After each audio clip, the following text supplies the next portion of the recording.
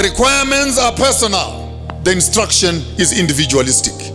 You build me a sanctuary. I will dwell amongst you. I will dwell with you. That sounds like Revelation chapter 3:20. Behold, I stand at the door and I knock. If you hear my voice and open, I come inside. I will sup with you. I will sup with you. That's a favor from God. When you call me into your space, I will eat with you. Therefore, whatever you've put on the table, heaven says, I'm willing and I'm prepared to partake in the meal that you have prepared. I will sup with you. But just when you thought you understood the passage, then there's an inclusion. And then you with me.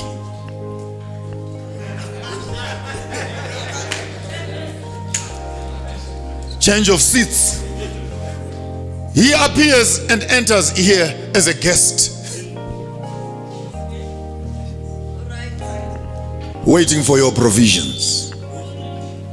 And at the expiry of your provisions, grace then stands up and says, my turn. Now you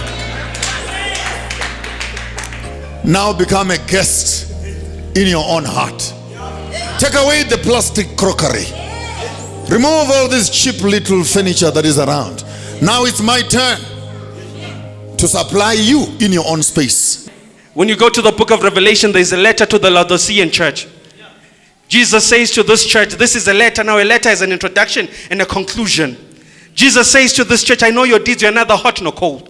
He says, you're messed up. You're making me sick. I want to vomit you. Then it comes to the conclusion of the letter. He says in the conclusion of the letter, he ignores the position. He says in the conclusion of the letter, but behold, I stand at the door and I knock. Listen to the introduction of the letter. He says, I know how messed up you are. Then it comes to the conclusion of the letter. And he says in the conclusion of the letter, behold, I stand at the door and I knock. He says, if you open the door, I will come in and dine with you. And you with me. Therefore, it's no longer a lonely space of a singular convocation. But actually now you can read the book of Hebrews chapter 11, which says we are not alone. We are surrounded by a cloud of witnesses.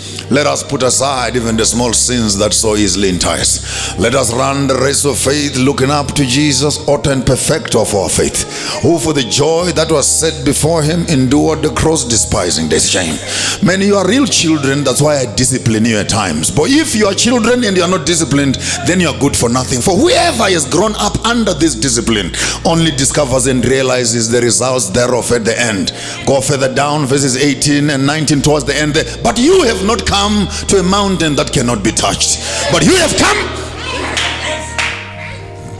to the city of God, where thousands and thousands of angels are meeting in holy convocation. You have come to the church of the firstborns. You have come to God, the judge of all men. Come on, come on. Listen to the introduction of the letter.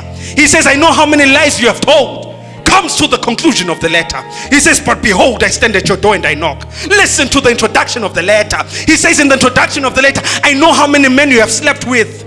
Comes to the conclusion of the letter. He said, but behold, I stand at your door and I knock. Listen to the introduction of the letter, somebody. He says, I know how many women you have played with. Comes to the conclusion of the letter. He says, I stand at your door. Even though I know how messed up you are, he says, I stand at your door and I knock. He says, if you open, I am coming in. I will dine with you and you with me. Make me a sanctuary.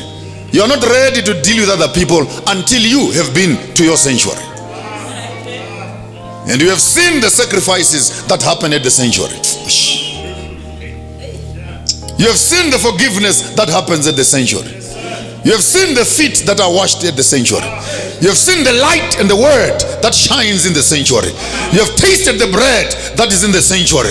You have lifted your prayer at the altar of burnt incense within your sanctuary. You have been just behind the curtain. The ark is just behind. God is not far. He's just behind the curtains. Shall we close our eyes for prayer?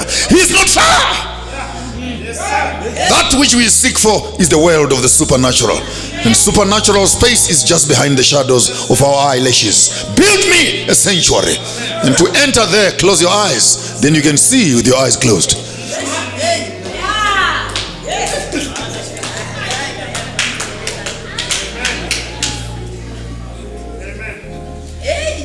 make me a sanctuary, then I can dwell with you.